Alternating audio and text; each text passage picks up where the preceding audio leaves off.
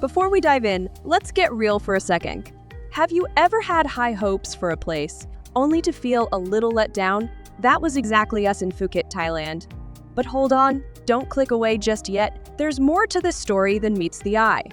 Stick with us because by the end of this video, we'll share not only our biggest surprise about Phuket, but also a special gift that might just change how you think about your next travel adventure.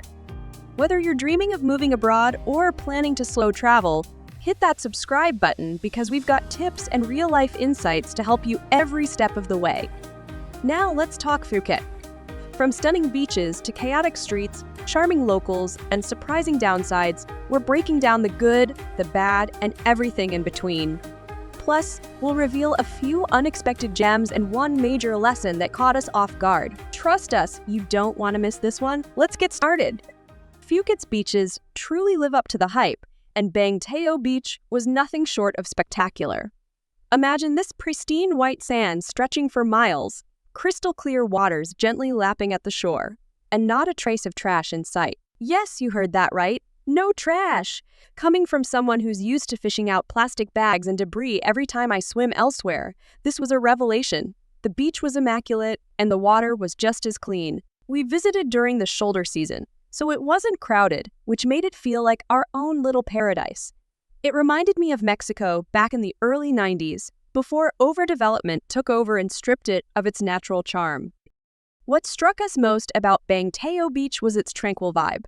No towering high-rises blocking the view, no overcrowded resorts monopolizing the shoreline, just open, accessible beach for everyone to enjoy. And the water, perfection. Warm, inviting, and free of seaweed, something we struggled with in Mexico on our last trip, where we had to wade through piles of it just to swim. Even better, no loudspeakers blasting competing music. Unlike some beaches where it feels like a battle of the boomboxes here, it was serene. The quiet was so soothing that Aaliyah compared it to being in a sensory deprivation tank. I'm not one for cold water, but the temperature was so perfect I stayed in for hours, a rarity for me. Now, if you're a surfer, Bang Teo might not be your scene. The waters are calm, making it ideal for relaxing, but not for catching waves. And believe it or not, we even had some feathered friends for company. Chickens and roosters wandering freely on the sand. It was equal parts charming and hilarious, especially when we spotted them lounging on the massage tables like they were waiting for a spa appointment. While no place is perfect, more on that later. Bang Teo Beach came pretty close. If you're looking for a relaxing, quiet escape, this might just be your dream destination. Just be prepared to share it with a few curious chickens. Phuket isn't just about beautiful beaches, it's surprisingly affordable too. We were expecting beach services to cost a fortune, but we were pleasantly surprised. At Bang Teo Beach, we set up camp by the charming Big Bum Bar, a local spot serving delicious Thai dishes alongside some European options.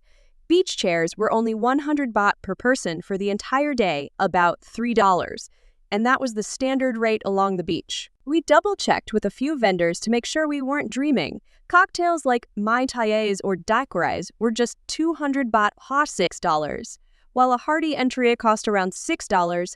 Honestly, for beachfront dining, that's a steal. The food was fantastic. The portions were generous, and the staff, absolutely lovely, attentive, friendly, and eager to make our experience memorable. We even enjoyed lunch right on the sand, though we moved into their cozy restaurant a couple of times when the tropical rain decided to make an appearance.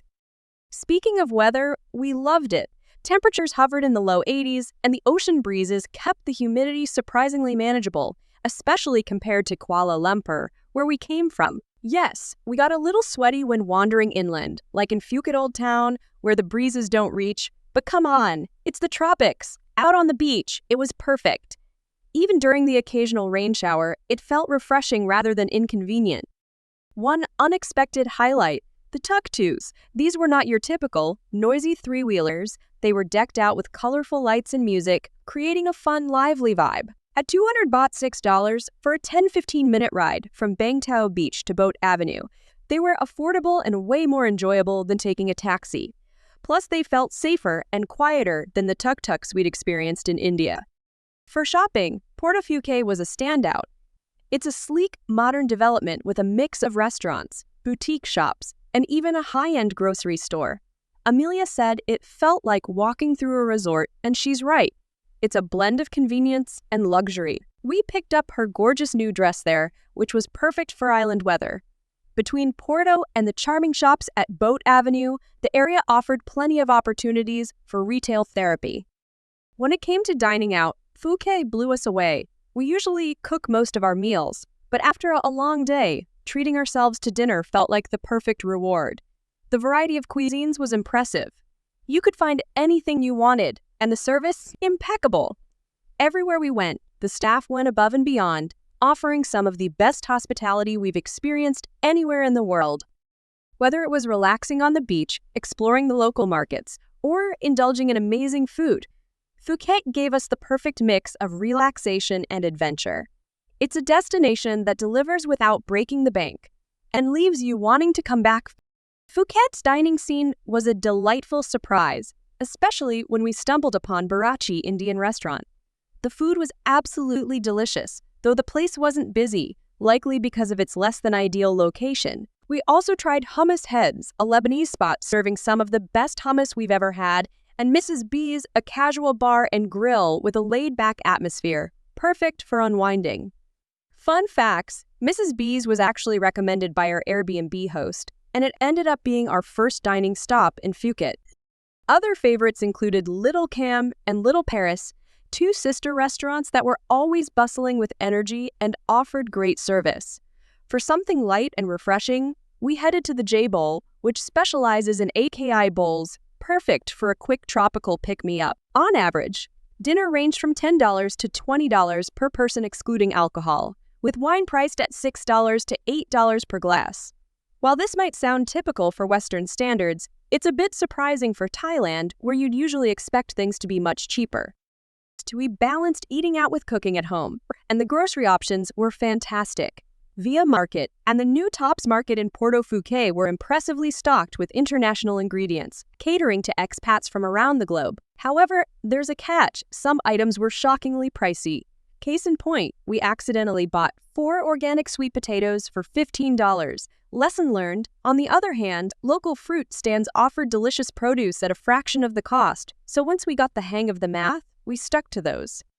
One unexpected perk of staying in Phuket was the tech.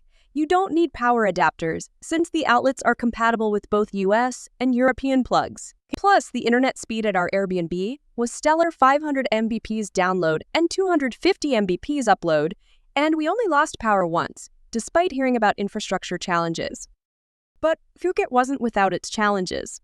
Surprisingly, we found it more expensive than we anticipated, especially in terms of lodging and transportation. For example, Grab rides cost around $10 for just 1 mile, which felt steep compared to other places like Kuala Lumpur. Walking wasn't a great alternative either, as narrow roads and the lack of sidewalks made it risky, especially at night. And then there were the jellyfish. We unknowingly visited during jellyfish spawning season, and I ended up with an itchy rash over half my body after a swim like a tropical version of poison ivy. Amelia was lucky to avoid a bad reaction, but it's definitely something to watch out for if you're planning a trip. Finally, the traffic was a major downside. Phuket is growing fast, with massive condo developments springing up everywhere, but the infrastructure hasn't kept pace. Narrow roads, bumper-to-bumper traffic, and constant construction made getting around the island a challenge. A 30-minute drive often turned into an hour or more, and the congestion doesn't seem likely to improve anytime soon. While Phuket has its charms, fantastic food, friendly locals, and stunning beaches, the rapid development and rising costs make us hesitant to return. It's still a great place to visit, but with its growing pains, we might explore other Thai destinations next time. Phuket's charm comes with its quirks, and navigating the island revealed some surprises. First off, the infrastructure isn't exactly seamless.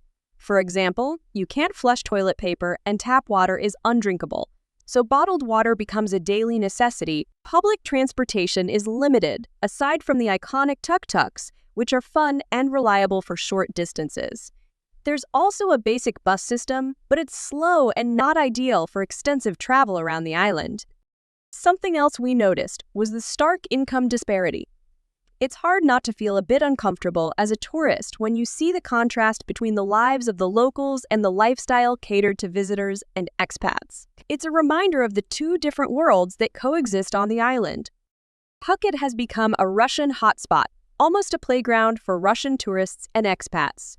We were surprised to see signs in Russian everywhere, alongside Thai, English, and even some Chinese. Entire condo developments seemed geared toward Russian buyers. Out of curiosity, we wondered what made Phuket so popular among Russians. Are there great flight connections, special ties?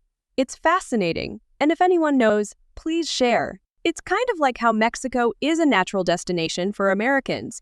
It just makes you wonder about the backstory. Despite the quirks, the beaches were stunning, offering exactly what you'd expect from a tropical paradise. If you're visiting, we'd highly recommend staying as close to the beach as possible to save time and money on transport. The traffic, narrow roads, and lack of walkability can quickly become frustrating if you're farther inland. Ultimately, while we appreciated Phuket's beauty, the overcrowding, rising costs, and tourist-centric vibe left us longing for a more authentic experience elsewhere. It's great for a short beach getaway, but we wouldn't consider it for long-term living. What about you? Have you been to Phuket? Is it still on your travel list, or do you have other Southeast Asian destinations in mind? Let us know in the comments. We'd love to hear your thoughts. And if you're planning a move abroad, don't forget to check out our Move Abroad Express e-course, where we guide you through every step of the process, from planning to settling into your new life.